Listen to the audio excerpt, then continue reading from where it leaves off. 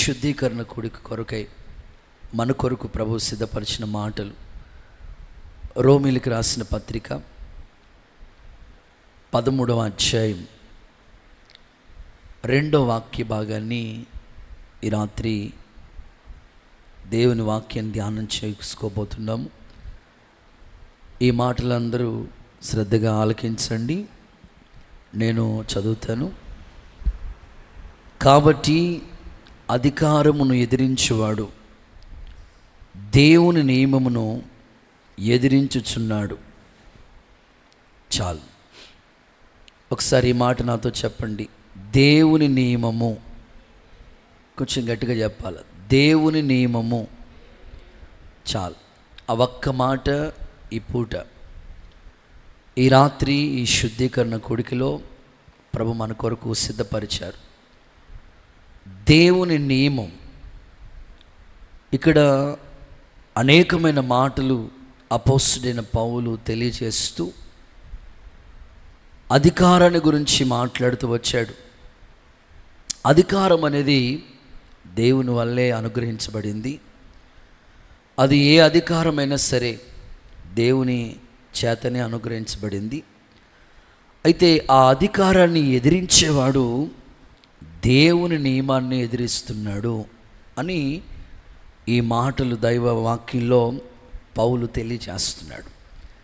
ఈ రాత్రి సంఘానికి ఈ శుద్ధీకరణ కూడికలో ఈ మాట, ఈ ఒక్క మాట, దేవుని నియమం గురించి ప్రభు బోధించి మనలందరినీ సంపూర్ణ పరిశుద్ధతలోకి నడిపించునుగాక.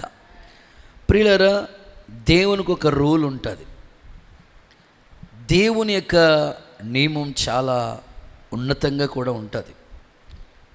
ఫర్ ఎగ్జాంపుల్, ప్రభుత్వం, గవర్నమెంట్ వాళ్ళు అనేకమైన రూల్స్ వాళ్ళకు ఉంటాయి. ఖచ్చితంగా అలాంటి రూల్స్ పాటిస్తేనే ఆ జాబు ఖచ్చితంగా మనం చేయగలుగుతాం. ఆ రూల్స్ పాటించకపోతే వాళ్ళు, ప్రభుత్వం వాళ్ళు అవసరమైతే ఆ ఉద్యోగాన్ని తీసేయటమో లేకపోతే సస్పెండ్ చేయటమో ఏదో ఒక పనిష్మెంట్ ఉంటుంది. ఖచ్చితంగా రూల్ అనేది ఎలాంటి వాళ్ళకైనా ఎవరికైనా ఒకటే. ప్రస్తుతం ఇప్పుడున్న పరిస్థితులను బట్టి చూస్తూ ఉంటుంటే ప్రతిదానికి ఇప్పుడు ఆన్లైన్ అయిపోయింది. అంగన్వాడీ టీచర్స్ కూడా ఎంత కష్టం అంటే అంత కష్టమైపోయింది. గవర్నమెంట్ టీచర్స్కి కూడా ఇక్కడ అటెండెన్స్ వేస్తే అది ఆన్లైన్లో ఆంధ్రప్రదేశ్ ముఖ్యమంత్రి దగ్గరికి వెళ్ళిపోతుంది. దేవుడికి స్తోత్రం చెప్పండి ఒకసారి. సో అంత స్ట్రిక్ట్ అయిపోయింది, అంత ప్రతికూలమైన పరిస్థితి మాట. ఒక ప్రభుత్వం వాళ్ళే ఎంత రూల్గా ఉంటే, సో గవర్నమెంట్ ఎంత రూల్గా ఉంటే, మరి పరలోక గవర్నమెంట్లో ఉన్నాం మనం. దేవుడికి స్తోత్రం. సో నా బైక్ మీద ఆన్ గాడ్స్ డ్యూటీ అని రాసుకున్నాను. ఆన్ ఓఎన్జీసీ డ్యూటీ అని రాసుకుంటారు ఓఎన్జీసీలో డ్యూటీ చేసేవాళ్ళు. నా డ్యూటీ ఏంటంటే గాడ్స్ డ్యూటీ, దేవుని పని. ఇప్పుడు ప్రభుత్వం ఏ డిపార్ట్మెంట్ అయినా, ఒక పోలీస్ డిపార్ట్మెంట్ అయినా, ఒక హెల్త్ డిపార్ట్మెంట్ అయినా, ఏ డిపార్ట్మెంట్ అయినా సరే వాళ్ళకి ఒక రూల్ ఉంటుంది, ఒక పద్ధతి ఉంటుంది. ఇప్పుడు అందులోకి ఫేస్ ఐడి వచ్చింది. కంపల్సరీ వెళ్ళి తంబు వేయాల్సిందే. ఒకప్పుడు సంతకం పెట్టకుండా వేలు ముద్ర వేసేవాళ్ళని అదో రకంగా చూస్తూ ఉండేవారు. ఇప్పుడు అందరూ యేసు రక్తమే జయం, హల్లెలూయా చెప్పండి. సో ఖచ్చితంగా రూల్ అనేది అందరికీ ఒకటే. ఒకరికొక రూలు ఆ విధంగా ఉండదు. అందుకే అధికారాన్ని ఎవరైతే ఎదిరిస్తూ ఉన్నారో వాళ్ళు దేవుని నియమాన్ని ఎదిరిస్తూ ఉన్నారు అంటున్నాడు భక్తుడు. అందుకోసం ఎప్పుడు మనం దేవుని నియమాన్ని పాటిస్తూనే ఉండాలి. దేవుడు మనకి కొన్ని నియమాలు పరిశుద్ధ గ్రంథంలో మన కొరకు ఇచ్చాడు. ఆ ప్రకారంగానే మనం నడుచుకుంటే అది ఎప్పటికీ అన్నిటికీ కూడా దీవెనకరంగానే మన భక్తి జీవితాలు ఉంటాయి. వాడ నీటిలోనే వెళ్ళాలి, సముద్రంలోనే ప్రయాణం చేయాలి, అది రూల్ అంతే. ఒక సిగ్నల్ ఉంటుంది, ఆ ప్రకారంగా ఏ ప్రాంతానికి వెళ్ళాలో అలా వెళ్తూ ఉంటుంది.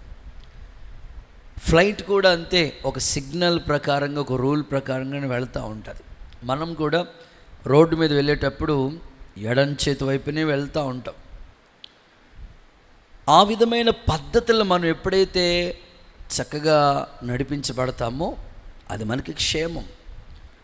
ఒక సేవ చేస్తున్న సేవకులకి సేవలో చాలా రూల్స్ ఉంటాయి.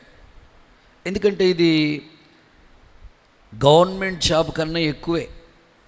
పరలోక డిపార్ట్మెంట్లో మనం పనిచేస్తున్నాం కాబట్టి, ఆయన ముద్ర వేశాడు కాబట్టి, ఆయన మనల్ని అంగీకరించాలంటే ఆయనకి కూడా ఆయన నియమం ప్రకారంగా నడిచే వాళ్ళని ఆయన కోరుకుంటూ ఉంటాడు.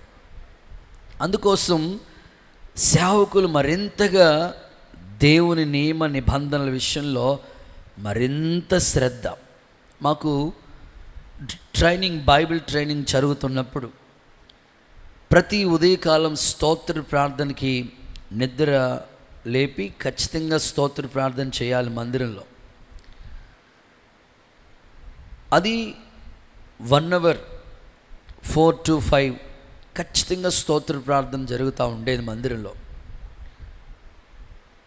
250 మంది స్టూడెంట్స్ సరిగ్గా ఉదయకాలం 4 కల్లా నిద్ర మేల్కొని మోకరించి మందిరం దగ్గర అందరూ స్తోత్రం ఒక సేవకులు చెప్తూ ఉంటారు. విశ్వాసులందరూ పేర్లు చెప్పి, సేవకుల పేర్లు చెప్పి, దేవుడు కాపాడుతున్నట్లుగా, ప్రయాణాల్లో తోడై ఉంటున్నట్లుగా స్తోత్రం చెల్లిద్దాం అంటుంటే వెనకాల స్తోత్రం చెప్తానే ఉండాలి. ఒక 5 నిమిషాలు మోకాళ్ళ మీద ఉంటాం. మోకాళ్ళు ఇబ్బందికరంగా ఉంటే చిన్న మోకాళ్ళకి వచ్చేస్తూ ఉంటాం. అలాగ ప్రార్థన చేసుకుంటూ ఉంటుంటే మా వెనకాల నుంచి ఒక పాస్టర్ గారు వచ్చి మా జుట్టు పట్టుకుని ఇలాగ లేపి ఏమనేవాడు తెలుసండి, నువ్వు 1 గంట సేపే మోకాళ్ళు ఉండలేకపోతే నువ్వు విశ్వాసిని ఏమని కాపాడుతావు? ఎలాగ సంఘం కడతావు? నువ్వు ఎలాగ ఆత్మలు రక్షిస్తావు? 1 గంట సేపు నువ్వు మోకాళ్ళ మీద ఉండలేవా అని చాలా స్ట్రిక్ట్గా అందరూ స్తోత్రాలు చెప్తూ ఉంటుంటే మా వెనకాల తిరుగుతూ కంపల్సరిగా నిలువు మోకాళ్ళ మీదే ఉండాలి. 2 చేతులు 1 hour అలాగే చేతులు చాప ఉండాలి. మోకాళ్ళు కాయలు కాసేస్తూ ఉండేవి. ఎందుకయ్యా ఇంత కష్టం అంటే, చేయాలి, అలా చేస్తేనే మహిమ కలిగే సేవ మీరు చేయగలుగుతారు అని అంత స్ట్రిక్ట్గా ఉండేవారు. నా దగ్గర ఉన్న సేవకుల్ని కూడా అలాగే, దేవుడు అప్పగించిన సేవకుల్ని కూడా క్రమం అనేది, నియమం అనేది చాలా ఉన్నతమైంది. ప్రతి ఉదయం సూర్యుడు ఎలా వస్తాడో, ప్రతి సాయంకాలం సూర్యుడు ఎలా అస్తమిస్తాడో, సో మన జీవితంలో రెగ్యులర్గా జరిగే కొన్ని రొటీన్ లైఫ్లో ఉదయకాలము, మధ్యాహ్నం, సాయంకాలం ఎప్పుడెప్పుడు చేసే పనులు ఎలా చేస్తూ ఉంటామో దేవుని యొక్క నియమాలు కూడా అలాగే మన జీవితంలో జరుగుతూ ఉండాలి. సూర్యుడు తన కక్షలో, తన పరిధిలో పనిచేస్తూ ఉన్నాడు. భూమి, అలాగే చంద్రుడు, నక్షత్రాలు, గ్రహాలు, ఇవన్నీ ఏ రూల్ ప్రకారంగా అవి చేస్తూ ఉన్నాయి. కనుకనే సృష్టి అంతా కూడా చక్కగా క్రమంగా నడుస్తూ ఉంది. మరి దేవుని పిల్లలకు కూడా ఒక నియమం దేవుడు ఇచ్చాడు. ఆ నియమం ప్రకారంగానే మనం నడుచుకోవాలి. పరిశుద్ధ గ్రంథాన్ని మనం చదువుతూ ఉంటే పౌలు అంటాడు, పరుగు పందెమందు పరిగెత్తే వాళ్ళు ఒక నియమం ఉంటుంది వాళ్ళకి.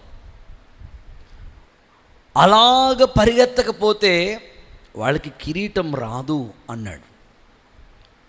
ఒక సైనికుడు గురించి మాట్లాడాడు, ఒక క్రీడాకారుడు గురించి మాట్లాడాడు, ఒక వ్యవసాయకుడు గురించి మాట్లాడాడు. వీళ్ళ ముగ్గురు గురించి కూడా పౌలు ఒక పత్రికలో మాట్లాడుకుంటూ వచ్చాడు. సైనికుడికి చూడండి ఎన్ని రూల్స్ ఉంటాయో, వాళ్ళ సిస్టమేటిక్, వాళ్ళ పద్ధతి, వాళ్ళ క్రమాలు చాలా ఉంటాయి. ఖచ్చితంగా బార్డర్లో వాళ్ళు పనిచేస్తూ ఉంటారు. భార్య పిల్లలు చాలా దూరంగా ఉంటారు. భార్య పిల్లలు ఒక చోట ఉంటారు, భర్త ఏమో పాకిస్తాన్ బార్డర్లోనో ఎక్కడో ఉంటాడు. సో మరి వాళ్ళకి భార్య గుర్తొస్తుంది, పిల్లలు గుర్తొస్తాడు, కానీ వాళ్ళు చేసే ఉద్యోగం మీద వాళ్ళకంత ఇంట్రెస్ట్.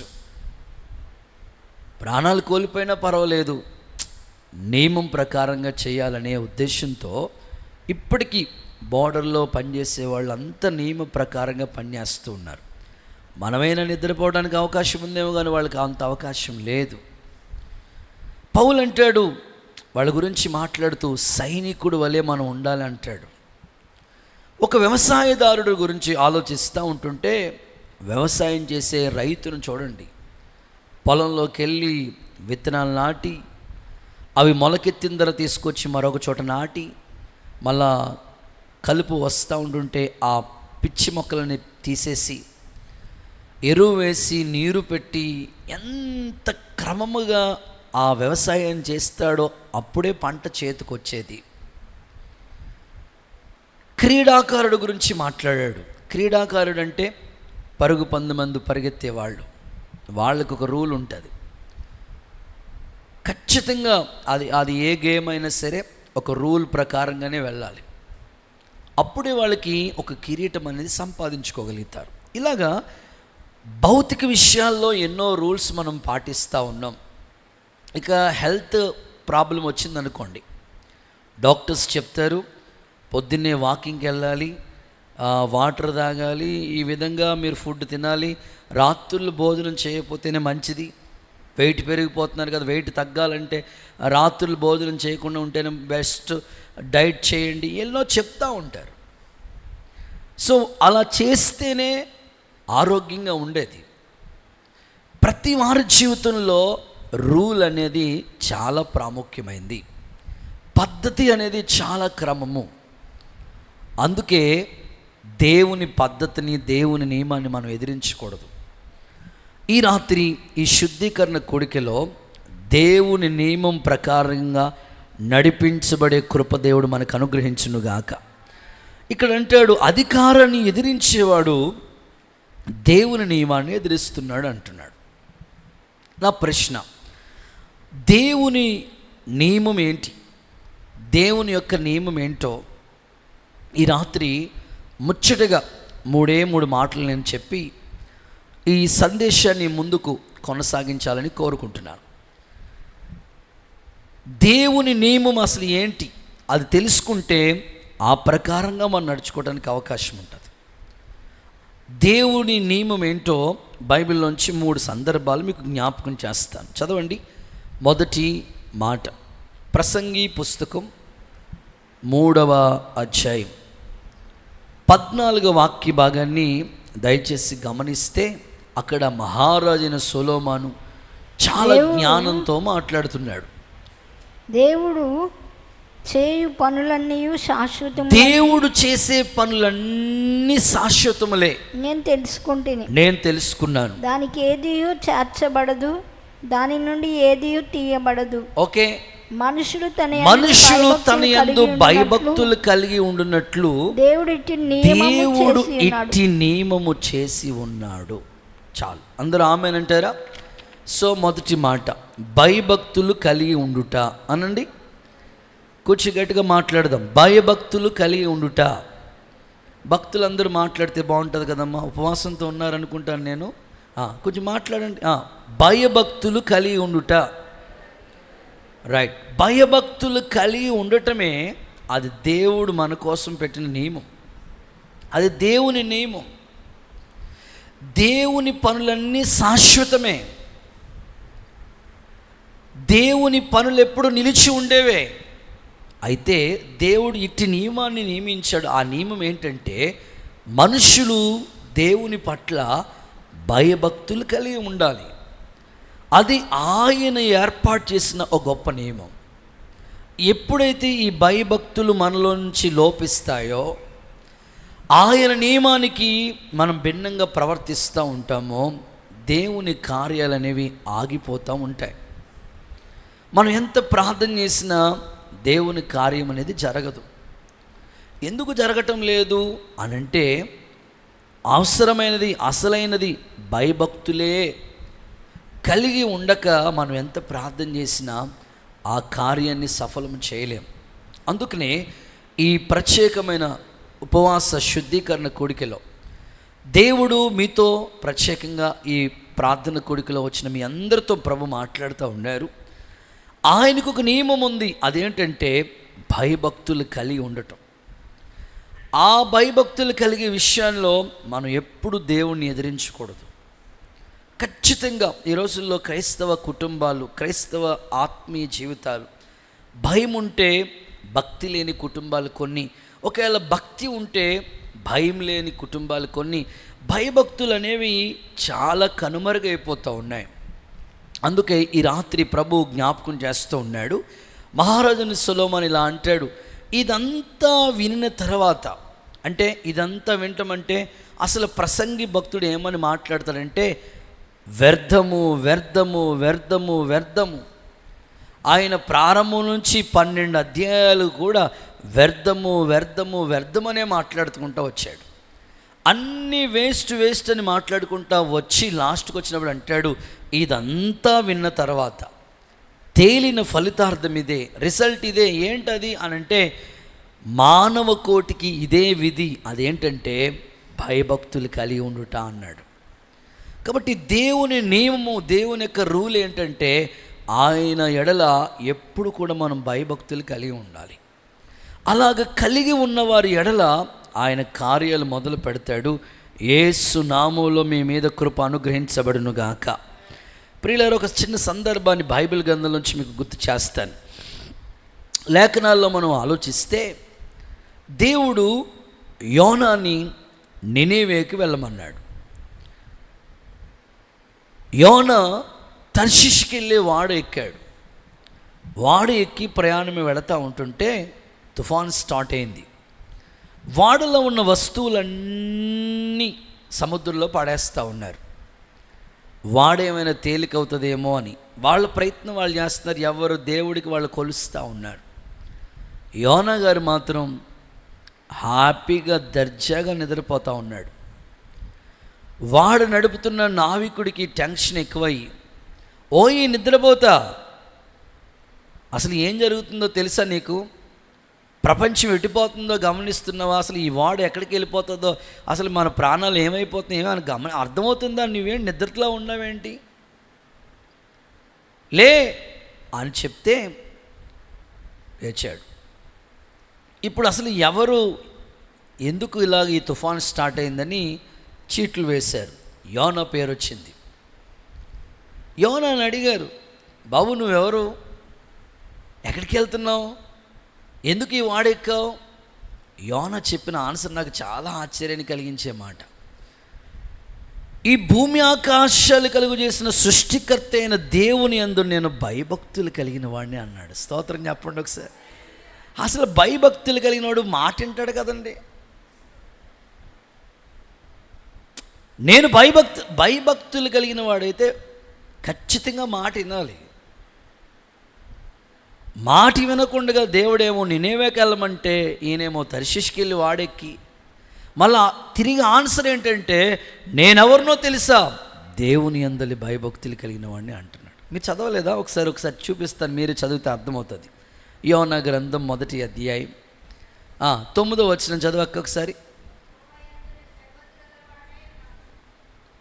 స్టార్టింగ్ నుంచి కూడా చదివితే బాగుంటుంది. 1:9. అతడు వారితో ఇట్లా నేను హెబ్రీయుడును. ఒక్కొక్కసారి ఒక్కొక్క ఆయన క్వాలిఫికేషన్ చెప్తున్నాడు చూడండి. నేను ఎవరినో తెలుసా, హెబ్రీయుడును. ఓకే, సముద్రమునకును భూమినికి సృష్టికర్త అయిన ఆకాశమందున్న దేవుని యందలి భయభక్తులు కలిగిన వాడును. అరే బాబోయ్, ఆయన డిగ్రీ అని దేవుడికి స్తోత్రం చెప్పండి ఒకసారి. ఎవరి డిగ్రీలు వాళ్ళకు ఉన్నాయి, ఎవరి క్వాలిఫికేషన్స్ వాళ్ళకు ఉన్నాయి. ఇప్పుడు యోనా అంటాడు నేను ఎవరినో తెలుసా, దేవుని యందలి చాలా భయభక్తులు ఉన్నాయి నాకు, మామూలు భయభక్తులు కాదు. మరి అంత భయభక్తులు ఉన్నవాడు అయితే అసలు నువ్వెందుకు నిద్రపోతావు? అంత భయభక్తులు ఉన్న వ్యక్తి అయితే అసలు దేవుడు చెప్పినట్టు ఎందుకు చేయవు కదా? ఆలోచింప చేయవలసిన విషయం అది. నిజంగా ఈరోజు కూడా ఆత్మీయులైన వాళ్ళందరూ భయభక్తులు కలిగిన వారిగా సమాజం ఎదుట, ప్రజల ఎదుట కనపడవచ్చు. కానీ దేవుని ఎదుట ఆయన నియమం ప్రకారంగా మాత్రం మనం నడుచుకోవట్లేదు. అందుకే ఈ రాత్రి ఆయన జ్ఞాపకం చేస్తున్నాడు, ఆయన నియమాన్ని మనం ఎదిరించకూడదు. అంటే ఆయన నియమం ఏదైనా ఉందంటే మనలో భయభక్తులు. సో దేవుడనే భయం, పెద్దలనే గౌరవం ఎప్పుడు దేవుని పిల్లలుగా అవి మనకు ఉండాలి. అవి పూర్తిగా కనుమరుగైపోతున్న రోజుల్లో మనం ఉన్నాం. యేసుక్రీస్తు నామములో మరలా దేవుడు మనల్ని దర్శించునుగాక. మీరు అడగవచ్చు, అసలు భయభక్తులు అంటే ఏంటి పాస్టర్ గారు? సామెతల గ్రంథం 8వ అధ్యాయం 13వ వాక్య భాగాన్ని ఒకసారి మనం గమనిస్తే అక్కడ వాక్యం ఈ విధంగా రాయబడుతూ ఉంది, యెహోవా యందు భయభక్తులు కలిగి ఉండుట చెడుతనాన్ని అసహించుకునుటయే. అంటే ఒక వ్యక్తిలో భయము, భక్తి ఉన్నది అంటానికి రుజువు ఏంటంటే ఆ వ్యక్తి చెడుతనానికి దూరంగా ఉంటాడు. భయభక్తులు కలిగి ఉండుట చెడుతనాన్ని అసహించుకోవటమే. కానీ ఈ రోజుల్లో చెడుతనం అంట చాలా తీయగా కనబడుతుందని భక్తుడు చెప్తున్నాడు. కొంతమందికి చెడుతనం అంట ఒక ఆటలా ఉందంట, ఒక గేమ్ వల్లే ఉందంట వాళ్ళకి. ఈరోజు ఈ మాటలు ఆలకిస్తున్న మీ జీవితాలు, దేవుని వాక్యం ఎదుట ఆయన ఒక నియమాన్ని నియమిస్తున్నాడు. ఆయన నియమాన్ని మనం ఎదిరిస్తే అధికారాన్ని ఎదిరించిన వాళ్ళం అయిపోతాం. అసలు ఆయన నియమం ఏంటంటే భయము, భక్తి. మనకెప్పుడు కూడా రెగ్యులర్గా ఈ భక్తిని మనం కాపాడుకుంటూ దేవుని ఎదుట సంపూర్ణులుగా, పరిశుద్ధులుగా, మచ్చడాగు లేని, కలంకము లేని మహిమగల సంఘముగా ఆయన ఎదుట నిలబడటానికి కావలసిన కృప దేవుడు మనకి దయచేయునుగాక. ప్రియులారా, దేవుని అందరి భయభక్తులు కలిగిన వాళ్ళకి ఎన్ని బ్లెస్సింగ్స్ ఇచ్చాడో దేవుడు. వాక్యం ఇలా అంటుంది, యెహోవా యందు భయభక్తులు కలిగిన వాళ్ళు ఇలాగూ ఆశీర్వదించబడతారు. నీ కష్టార్జితం ఉందే అది నువ్వే అనుభవిస్తావు. భార్య ఫలించే ద్రాక్షవల్లి, పిల్లలు వలేవ మొక్కల్లా ఉంటారు. భయభక్తులు కలిగిన వాళ్ళకి వాళ్ళ కోరిక దేవుడు నెరవేరుస్తారటండి. భయభక్తులు కలిగి ఉండే జ్ఞానానికి మూలం అని చెప్పారు. ఎన్ని మాటలు రాసి పెట్టాడు దేవుని వాక్యంలో. అందుకే ఈ రాత్రి దేవునికి దూరం చేసే ఆ భయభక్తులు, మన నుంచి దూరం చేసే ఆ భయభక్తులకి ఎప్పుడూ దూరంగా ఉండక దైవ క్రమములో భక్తి చేద్దాం. బైబిల్లో ఓబద్య గురించి మీకు చదివిస్తాను. రాజుల మొదటి పుస్తకం 18వ అధ్యాయం 12వ వాక్య భాగాన్ని ఒకసారి మీరు గమనిస్తే ఓబద్య గురించి రాయబడిన మాట, అయితే నేను నీ వద్ద నుండి పోవు క్షణమందే యెహోవా ఆత్మ నాకు తెలియని స్థలముకు నిన్ను కొంచుపోవును. చివరి లైన్లో చూడండి, బాల్యము నుండి దాసునైన నేను భయభక్తులు కలిగిన వాడును. అబ్బా, ఎంత చక్కని మాట. ఓబద్య గురించి రాయబడిన మాట ఏమిటంటే బాల్యము నుండి కూడా, అంటే చిన్నప్పటి నుంచి కూడా ఓబద్య ఎంతో భయభక్తులు కలిగి ఉన్నాడు. ఎంత భయభక్తులయ్యా! అసలు ఏలియా వస్తూ ఉంటుంటే సాగిలపడి నమస్కారం చేస్తూ ఉన్నాడు. ఆహాబు రాజు దగ్గర గృహ నిర్వాహకుడిగా పనిచేసే ఈ ఓబద్యకి ఎంత భయభక్తులు ఉన్నాయి. ఇంకా యెజెబెలు ప్రవక్తల్ని నిర్మూలన చేస్తూ ఉంటుంటే 50 మందిని 100 మందిని గుహలో దాచి పోషిస్తూ ఉండేవాడు. ఈ రాత్రి మరలా మనకి దేవుడు గుర్తు చేస్తున్నాడు, మన పిల్లల కోసం కూడా. పిల్లలు బాల్యం నుంచే దారి తప్పిపోతున్న వాళ్ళని మనం చూస్తూ ఉన్నాం. అందుకే మరొక్కసారి దేవుడు ఈ పరిశుద్ధ బల్లకి మనం సమీపించి శుద్ధీకరించబడి, పవిత్రపరచబడి, నిత్య రాజ్యం కొరకే ఆయుత్తపరచబడే కృప దేవుడు మనకి దయచేయునుగాక. కుడి చేతులపైకి అందరూ ఒకసారి హల్లెలూయా చెప్తారా? ఒక చిన్న సందర్భం మీకు చెప్తాను బాగా అర్థమవటం కోసం. ఒక 3 వ్యక్తులు ప్రయాణమై నడుచుకుని వెళ్తూ ఉన్నారట. ఈ 3 కూడా వెరీ ఇంపార్టెంట్ పర్సన్స్. ముగ్గురు నడుచుకుంటూ వెళ్తూ ఉన్నారు. వాళ్ళు నడుచుకుంటూ వెళ్తూ ఉన్న దారిలో కొన్ని బాతులు నడుచుకుంటూ వస్తూ ఉన్నాయి. వీళ్ళు ముగ్గురు ఎవరంటే, ఒక ఆయన లాయర్ అంటేనే చాలా ప్రాముఖ్యమైన వ్యక్తి. మరొక ఆయన డాక్టర్ గారు కూడా చాలా ప్రాముఖ్యమైన వ్యక్తి. మంచి వైద్య సేవలు అందిస్తాడు. అనేకులకి ప్రాణాన్ని పోసే ఆ వైద్య సేవలు అందించే మంచి డాక్టర్. ఇంకొక ఆయన పాస్టర్, దేవుని సేవకుడు. అనేక నశించిపోయే ఆత్మల పట్ల భారం కలిగి పనిచేసే వ్యక్తి. చూడండి, లాయర్ గారు, డాక్టర్ గారు, పాస్టర్ గారు, వీళ్ళ ముగ్గురు కూడా నడుచుకుంటూ వెళ్తూ ఉన్నారు. కొన్ని బాతులు అలాగా నడుచుకుంటూ వస్తూ ఉన్నాయి. వీళ్ళ ముగ్గురు చేతిలో కూడా గన్స్ ఉన్నాయి, బుల్లెట్ ఉన్నాయి. సరే, ట్రై చేద్దామని వీళ్ళ ముగ్గురు ఒకసారి ఆ గన్ పేల్చారు, బుల్లెట్ వేశారు. వెంటనే ఒక బాతు గిలగిల పడిపోయింది కింద. పడిపోయిన వెంటనే అక్కడ కుర్రోడు నడుచుకుంటా వస్తూ ఉన్నాడు. వాళ్ళ డాడీ ఉన్నాడు అక్కడ. వాళ్ళ డాడీతో అంటాడు, డాడీ వీళ్ళ ముగ్గురులో ఎవరు బుల్లెట్ ఆ బాతుని పడగొట్టిందో తెలుసా అని అడిగాడు. ఏమరా, ముగ్గురు వేశారు కదా బుల్లెట్, ఎవరో నాకేం తెలియదు. ఈ పిల్లోడు అంటాడు, నాకు తెలుసు డాడీ, అది నిజంగా పాస్టర్ గారు వేసిన బుల్లెట్టే అన్నాడు. స్తోత్రం చెప్పండి ఒకసారి. ఒరే, నువ్వు ఎంత ఖచ్చితంగా అలా చెప్పగలుగుతున్నావు? డాక్టర్ గారు కూడా బుల్లెట్ ఉపయోగించాడు, లాయర్ గారు కూడా బుల్లెట్ ఉపయోగించాడు, నువ్వు పాస్టర్ గారు బుల్లెట్ అని ఎట్లా చెప్పగలవు?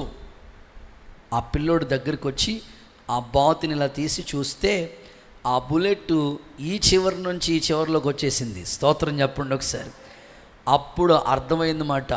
ఎట్లాగో తెలుసా, పాస్టర్ గారు వాక్యం చెప్తూ ఉంటుంటే విశ్వాసులు ఈ చెవిలోంచి మాట్లాడండి అమ్మా, ఇక్కడే ఉంటారు,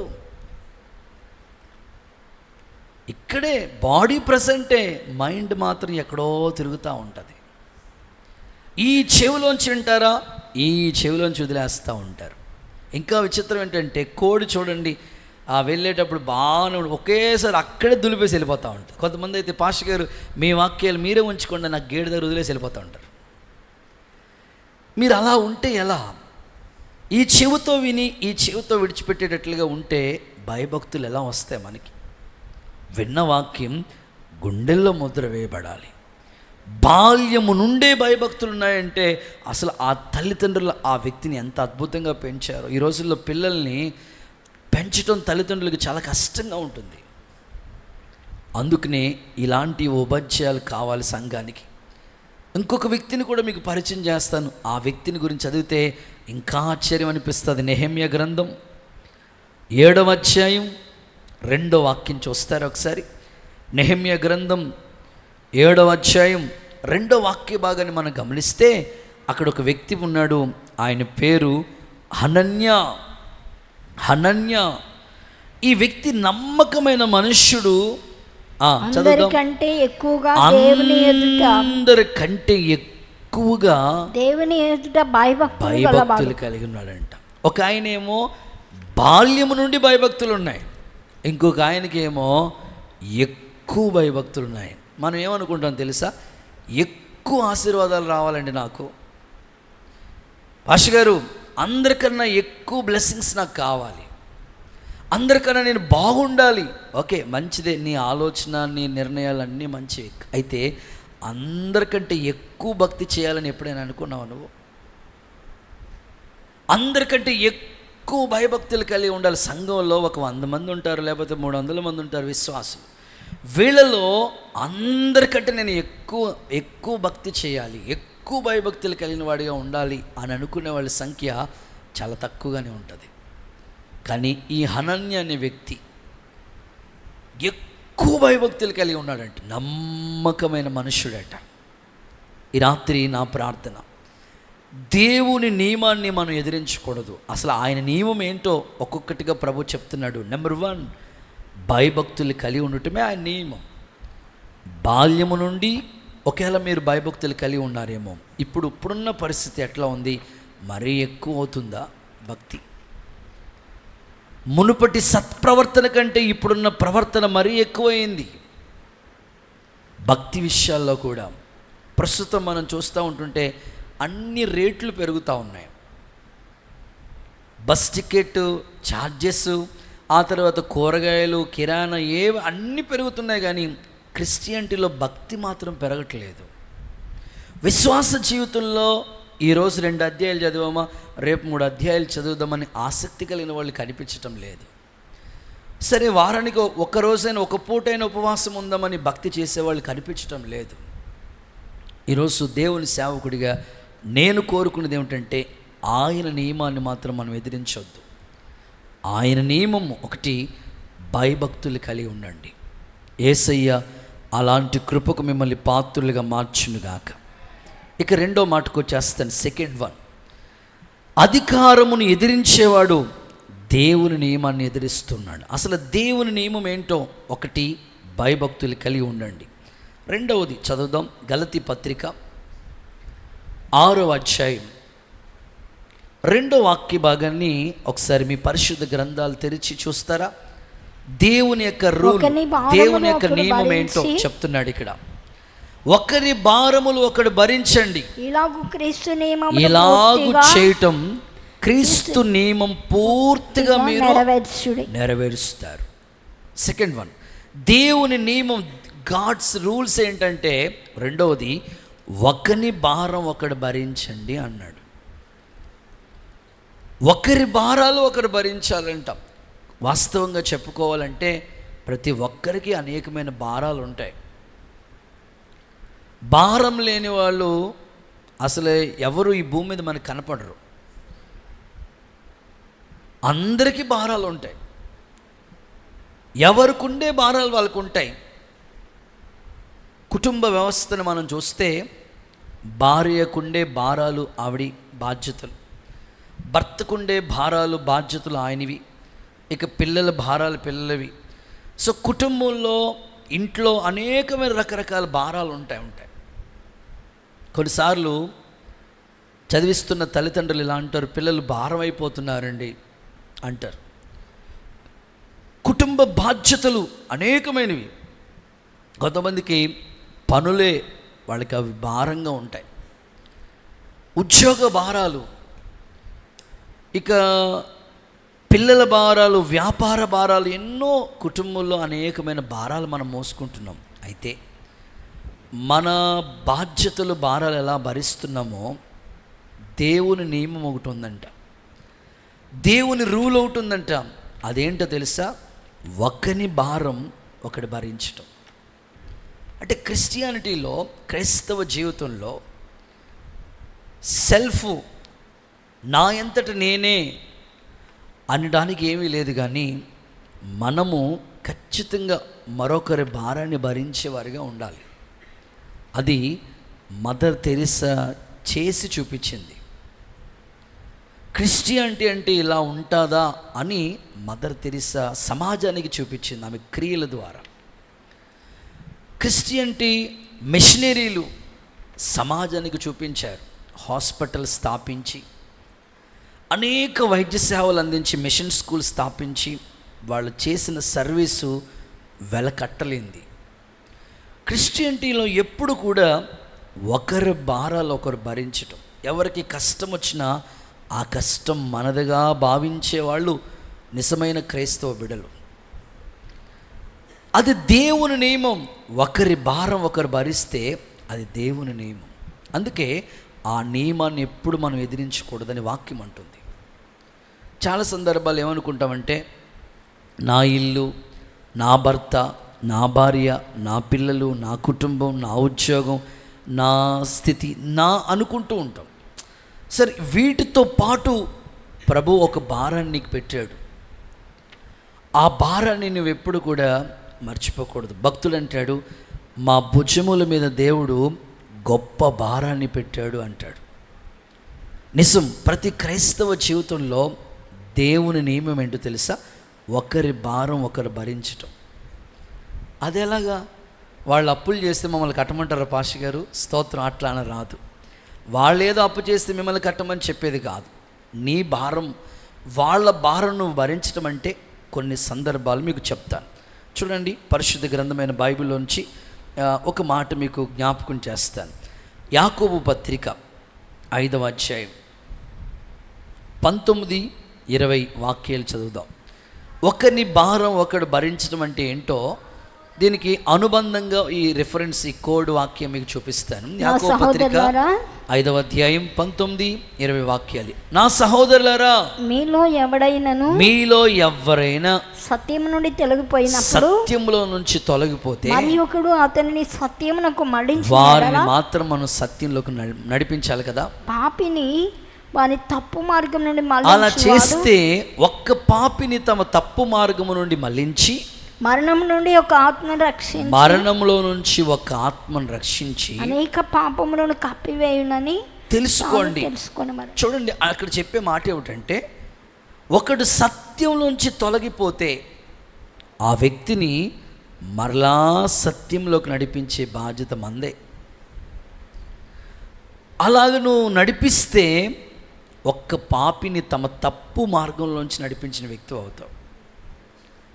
చూడండి, చాలా స్థలాలకు మేము గృహాలకి దర్శనకి వెళ్తూ ఉంటాం, గృహ దర్శనకి వెళ్తూ ఉంటాం, హౌస్ విజిటింగ్కి వెళ్తూ ఉంటాం. వాళ్ళు ఇచ్చే సాక్ష్యం ఏమిటంటే, మీ అన్నయ్య బాప్తీసం తీసుకున్నాడమ్మా అంటే తీసుకున్నాడు అన్నయ్య అంటారు. మీ ఆయన గారు బాప్తీసం తీసుకున్నాడు అన్నయ్య అంటారు. మీ అక్కగారు తీసుకున్నారు, మీ అమ్మగారు తీసుకున్నారు. చర్చికి వెళ్తారా? వెళ్ళరు. రక్షింపబడ్డారు కానీ సంఘానికి వెళ్ళే స్థితిలో లేరు వాళ్ళు. ఎందుకు వెళ్ళలేదు? వాళ్ళు చాలా సమాధానం చెప్తారు. అలాంటి వాళ్ళకి సరైన మార్గం మనం బోధించాలట. సత్యం నుంచి ఒకప్పుడు సత్యంలో ఉన్నవాళ్లే, ఒకప్పుడు సత్య మార్గంలో నిలిచిన వారే ఇప్పుడు వాళ్ళు సత్యం నుంచి తొలగిపోయారు. వాళ్ళని మనం మరలా సత్య మార్గంలోకి నడిపిస్తే ఒకరిని భారం ఒకరు భరించిన వాళ్ళు అవుతాం. అది దేవుని నియమం. దేవునికి స్తోత్రం కలుగునుగాక. కొంచెం గట్టిగా హల్లెలూయా చెప్తారా? మంచి సమరయుడు స్టోరీ మీకు తెలుసు కదా. లేవీయుడు ఉన్నాడు, యాజకుడు ఉన్నాడు, సమరయుడు ఉన్నాడు. యెరూషలేము నుంచి దిగొచ్చేస్తున్నాడు యెరికోకి. కొర ప్రాణంతో కొట్టి విడిచిపెట్టేశాడు. లేవీయుడు పట్టించుకోలేదు, యాజకుడు పట్టించుకోలేదు. కానీ మంచి సమరయుడే కదండి, జాలిపడి గాయాలు కట్టి నూనె పోసి మరలా ఒక ఇంటికి తీసుకెళ్ళి భోజనం పెట్టించి, ఈ సిచ్యువేషన్ అంతా చదువుతూ ఉంటుంటే నిజంగా ఒకరి భారం ఒకరు భరించిన అనుభవాలు గుర్తొస్తాయి. అందుకని ఈ రాత్రి దేవుడు నీకు జ్ఞాపకం చేస్తున్నాడు, మనం ఆరాధించే ప్రభువు మంచి సమరయుడు ఆయన. చాలామంది సత్యం నుంచి తొలగిపోతున్న వాళ్ళు మన కన్నులు ఎదుట ఉంటారు. వారిని ఖచ్చితంగా సరైన మార్గంలోకి నడిపించే భారం, బాధ్యతలు మనవే. యేసు నామములో అలాంటి కృప దేవుడు మీకు అనుగ్రహించునుగాక. ఒకసారి చేతులు పైకెత్తి హల్లెలూయా చెప్దామా? For example, Abraham. ఒకప్పుడు అబ్రహాంతో లోతు తన ప్రయాణాన్ని నడిపించాడు. అబ్రహాముకుంది పిలుపు, లోతుకి పిలుపు లేదు. కానీ అబ్రహాంతో వచ్చినందుకే ఆశీర్వాదం పొందుకున్నాడు. బాగానే ఉంది. ఆస్తి విస్తరించినప్పుడే ప్రాబ్లమ్స్ వస్తాయి. లోతు గొర్రెల కాపర్లకి, అబ్రహాం గొర్రెల కాపర్లకి కలహం వచ్చిందట. అబ్రహాం సమాధాన పడేవాడు కనుక అంటాడు, మనం బంధువులం కదా, మనలో కలహాలు ఉండకూడదు. సరే, నీకు ఏది కావాలో అటువైపు వెళ్ళు అంటాడు. చివరికి లోతు అబ్రహాము విడిచిపెట్టేసి వెళ్ళిపోతాడు. విచిత్రమైన సంగతి ఏంటో తెలుసా? లోతు యొక్క ఆస్తి సొదొమ రాజులు పట్టుకుని వెళ్ళిపోతారు. వాస్తవంగా మాట్లాడుకోవాలంటే అబ్రహాముకి అసలు ఏమీ పని లేదు, ఏ సంబంధం కూడా లేదు. వదిలేసి వెళ్ళిపోయినప్పుడు ఎందుకు? కానీ భారం భరించే అనుభవం ఉంది కనుక మరలా ఎంత బాధ్యత తీసుకున్నాడో తెలుసా? తన ఇంట్లో 318 మంది ఇంట పుట్టినోళ్ళు ఉన్నారు. లోతు అనుకున్నాడు, అబ్రహాంకి నేను ఒక్కడనేనేమో, నేను లేకపోతే అయిపోయినట్టే అనుకున్నాడు లోతు. కానీ తన ఇంట పుట్టినోళ్ళు 318 మంది ఉన్నారు. వాళ్ళని రెడీ చేశాడు, వెళ్ళాడు, యుద్ధం చేసి లోతు ఆస్తి మరలా తీసుకొచ్చి లోతు చేతులు పెట్టాడు. దీన్ని ఏమంటారంటే ఒకరి భారం ఒకరు భరించడం. సో ఎంత బాధ్యత తీసుకున్నాడు. ఈ రాత్రి కూడా సంఘ ఆత్మీయ జీవితంలో మీ కుటుంబాలలో బాధ్యతలు ఉన్నాయి, మీ ఉద్యోగ బాధ్యతలు ఉన్నాయి, మీ పర్సనల్గా ఎన్నో, మీ చెల్లి పెళ్లి చేయటమో, లేకపోతే మీ ఇంటి అద్దె కట్టడమో, మీ కుటుంబ భారాలు ఎన్నో ఉన్నాయి. సో వాటితో పాటు దేవుని భారం అనే కాడి కూడా నువ్వు మొయ్యాలి. అది నేను చెప్తున్న మాట కాదు, గాడ్స్ రూల్, దేవుని నియమం. ప్రయాసపడి భారాన్ని మోసుకుంటున్న సమస్త జనులారా నా ఎద్దకు రండి, నేను మీకు విశ్రాంతిని ఇస్తానని చెప్పి నా కాడి ఎత్తుకుని నా యొద్ద నేర్చుకుని, నా కాడి సులువుగా తేలిగ్గా ఉంది అన్నాడు ప్రభు. ఈ రాత్రి దేవుని సన్నిధిలో ఒకరి భారములు ఒకరు భరించటానికి కావలసిన సామర్థ్యం, సంఘ బాధ్యతలు యేసయ్య మీకు అనుగ్రహించునుగాక. చూడండి, పౌలు గారు ఈ మాట చెప్తున్నాడు. కొరింథీయులకు రాసిన 2వ పత్రిక 11వ అధ్యాయం 28వ వాక్యం చూడండి. 2 Corinthians chapter 11:28. ఇవన్నీ కాక సంఘములన్నిటిని గూర్చిన చింతయు కలదు.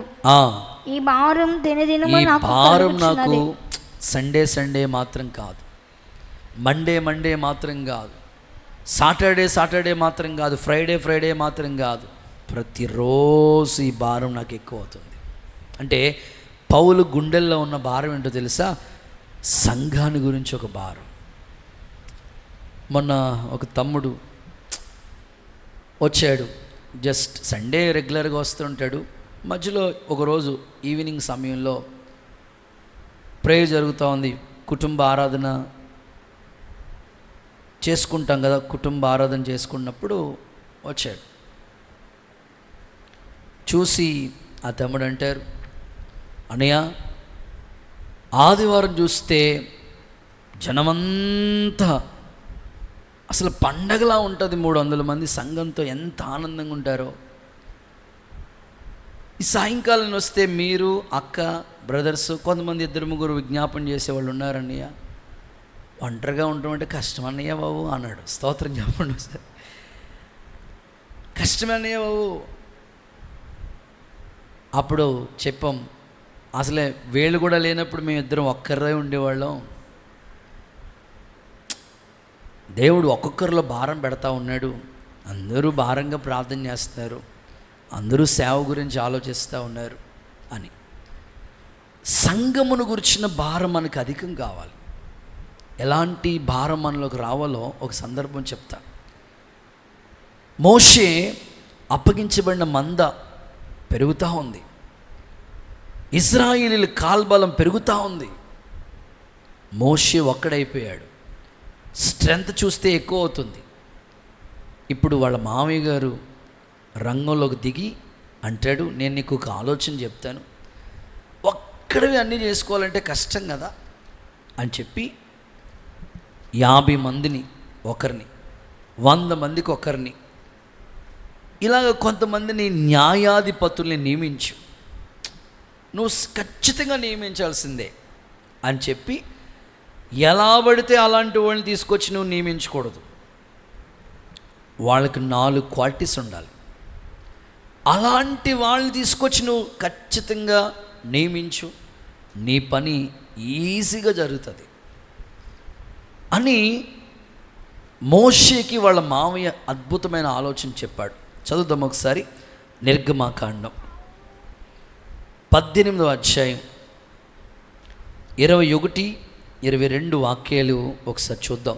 నిర్గమాకాండం 18వ అధ్యాయం 21-22 వాక్యాలు ఒకసారి చదువుదామా?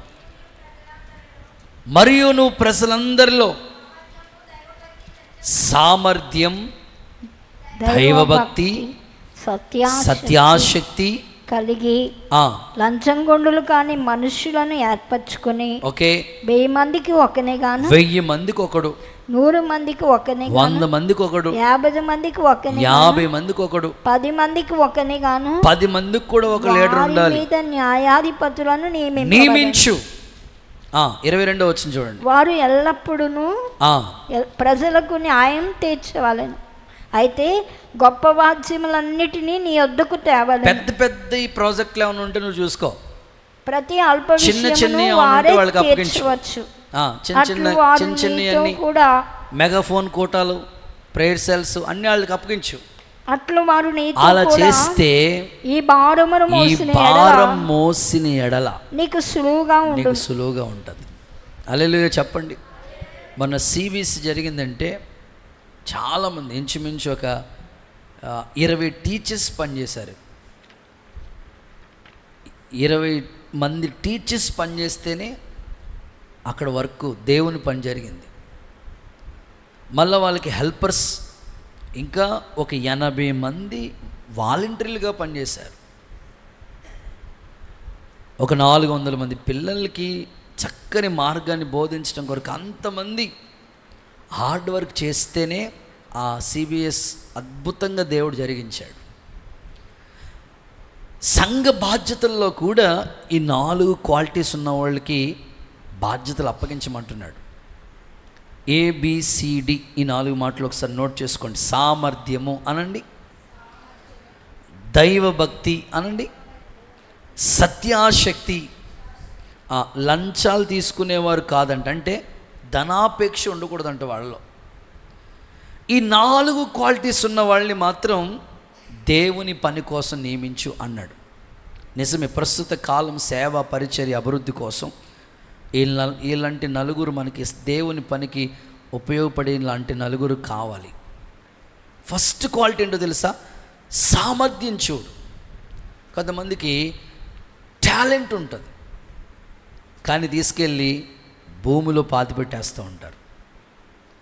సో నీకు టాలెంట్ ఉందా, నీకు తలాంతి ఇచ్చాడు దేవుడు, దాన్ని మరలా తీసుకెళ్ళి భూమిలో పాతి పెట్టడానికి కాదు.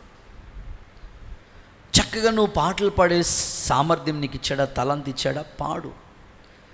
సంగీత పరిచర్య నీకు ఇచ్చాడా, దేవుని పని చేయి. ఒకవేళ దేవుని సందులో వాక్యము చెప్పగలిగిన సామర్థ్యం నీకు ఇచ్చాడా, చిన్న చిన్నగా ప్రారంభించు.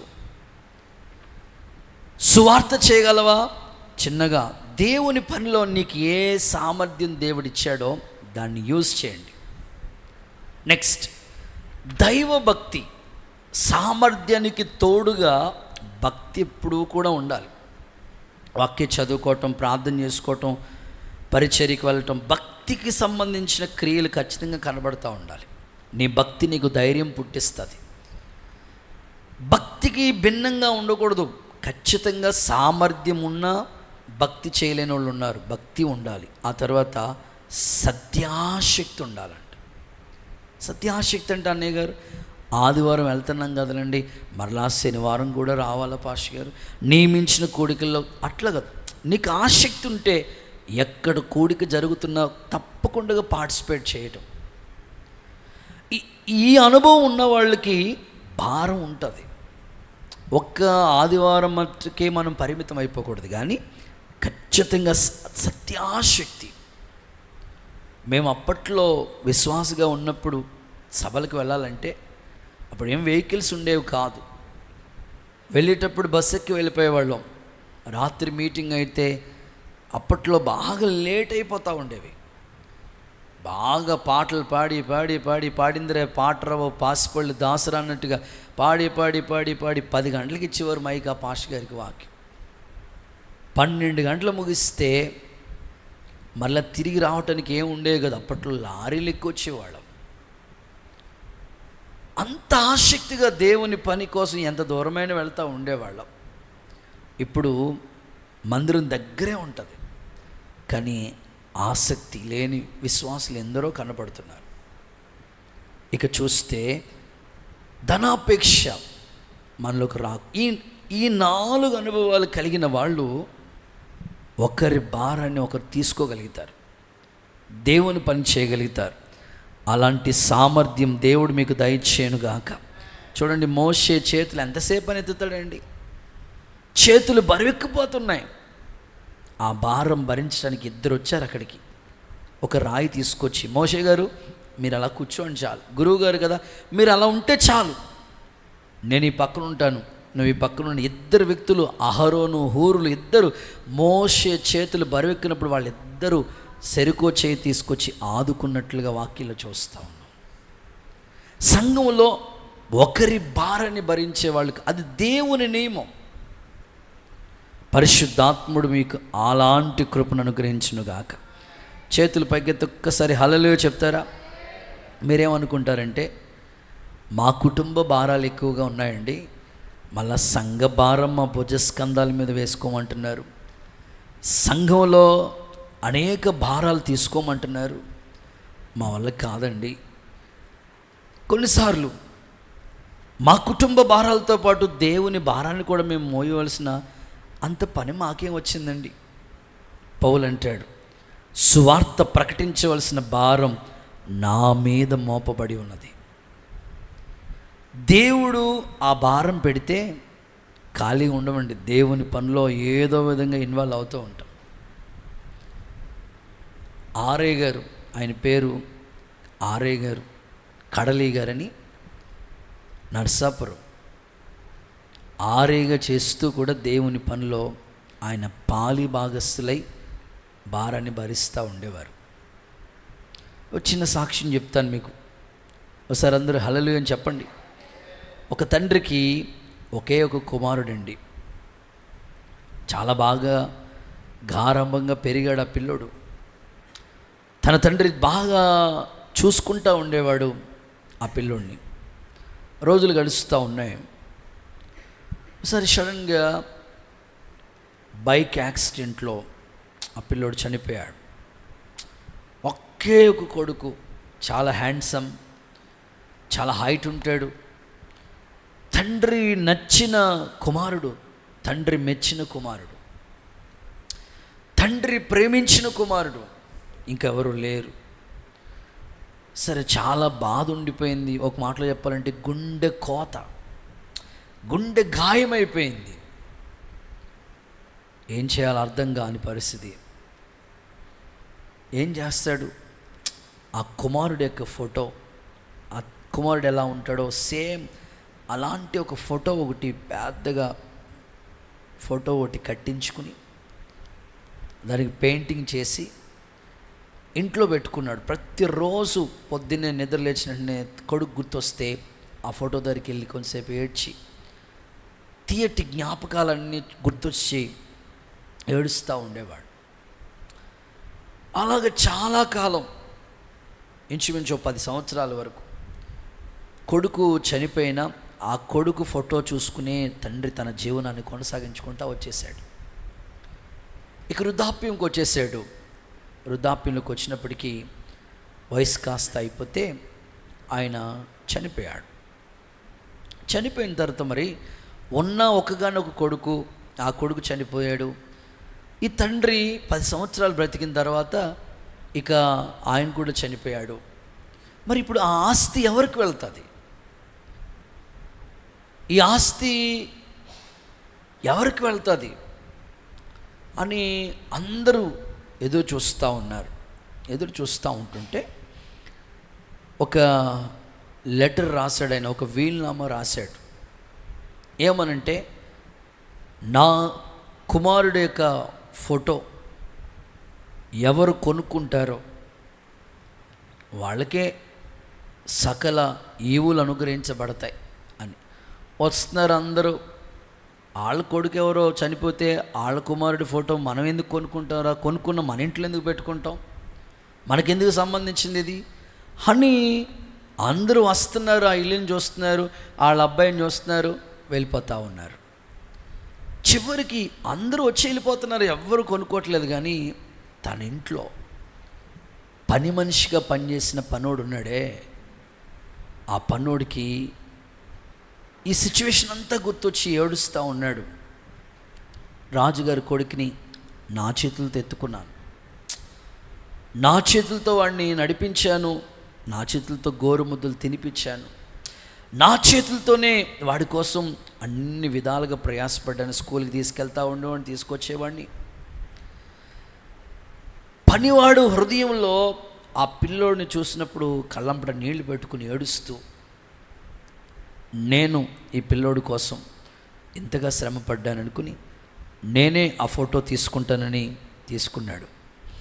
తీసుకుంటే ఆ చివర్లో రాసి పెట్టారు, నా కుమారుడి యొక్క ఫోటో ఎవరైతే తీసుకుంటారో వాళ్ళకే ఈ ఆస్తి, వీళ్ళనామాతో కూడా రాసి ఇచ్చేశారు. చూడండి, ఈ సందర్భం నేను మీకు ఎందుకు చెప్పానంటే, మొదట నా రాజ్యాన్ని, నా నీతిని వెతకండి, అప్పుడు అవన్నీ మీకు వస్తాయి. ఆ కుమారుడైన యేసుక్రీస్తు ప్రభు నీ కోసం చేసిన సిలువ త్యాగం చూడు. కల్వరిలో గొల్గతా కొండపై ఆయన చేసిన విలువైన త్యాగం చూస్తే నీ హృదయంలో భారం ఎక్కువ అవుతుంది. నువ్వు రక్షింపబడి నీ ఒక్కరితోనే కాదు కానీ ఈ రక్షణ అనేకులకి పంచాలనే భారం వస్తుంది నీలోకి. నీలో ఇంకా భారం రావట్లేదంటే ఆ కుమారుడైన యేసు ప్రభు ప్రేమ నీకు ఇంకా అర్థం కాలేదు. ఆయన చేసిన సిలువ త్యాగం నీకు ఇంకా అర్థం కాలేదు. ఒకవేళ అర్థమైతే ప్రతిరోజు నీకు గుండెల్లో భారం అధికమవుతుంది. అయ్యో మా నాన్న నశించిపోతున్నాడు, అయ్యో మా అన్న నశించిపోతున్నాడు, అయ్యో మా తమ్ముడు, మా చెల్లి, మా వదినమ్మ ఇంట్లో రక్షణ లేకుండా వీళ్ళు ఉన్నారు, వీళ్ళు రక్షింపబడాలనే భారం నీకు అధికమవుతుంది. ఒకరి భారం ఒకరు భరించేటట్లుగా ఆ దేవుని నియమాన్ని పాటిద్దాం. యేసు నామములో అలాంటి కృప మీకు అనుగ్రహించబడును గాక. చివరి మాట, ఆఖరి మాట చెప్పేసి ముగిస్తాను. యాకోబు పత్రిక 1వ అధ్యాయం 25వ వాక్య భాగాన్ని చదువుదాం. యాకోబు పత్రిక 1వ అధ్యాయం 25వ వాక్యం. అయితే స్వాతంత్ర్యమునిచ్చు సంపూర్ణమైన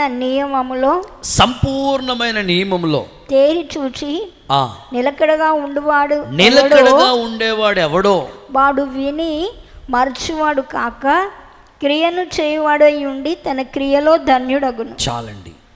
చివరి మాట, నిలకడగా ఉండాలి అనండి. కుచ్చిగట్టుగా చెప్పండి, నిలకడగా ఉండాలి.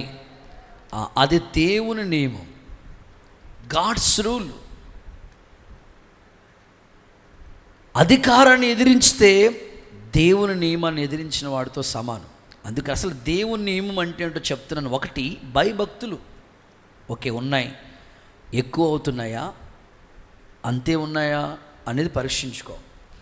రెండవది, ఒకరి భారం ఒకరు భరించండి, అది దేవుని నియమం. మూడవది ఏంటో తెలుసా, నిలకడగా ఉండండి. ఈ రోజుల్లో విశ్వాస జీవితం ఎలా అయిపోయిందంటే నిలకడ అనేది అస్సలు కనిపించటం లేదు. దేవుడు నీ నుంచి కోరుకునేది ఏంటంటే నిలకడగా ఉండు. అది దేవుని నియమం, అది దేవుని రూల్. అలా ఉంటే మీ ఆత్మీయ జీవితాలు ఎంతైనా దేవునికరంగా ఉంటాయి. కొంతమందికి ఏదో ఒక మాట ఇస్తారు, ఏదైనా ఒక మాట చెప్తారు, ఆ మాట మీద నిలకడగా ఉండరు. రోజుకొక మాట మారిపోతూ ఉంటుంది. అలా ఉండకూడదు. కొంతమంది పని చేస్తారు, నిలకడగా చేయరు. కొంతమంది పరిచర్య చేస్తారు, నిలకడగా చేయరు. దేవుడు నీ నుంచి కోరుకుంటుంది ఏంటంటే, నా నియమం ఏంటో తెలుసా, నిలకడగా ఉండు, స్థిరంగా ఉండిపో. అది దేవుని నియమం.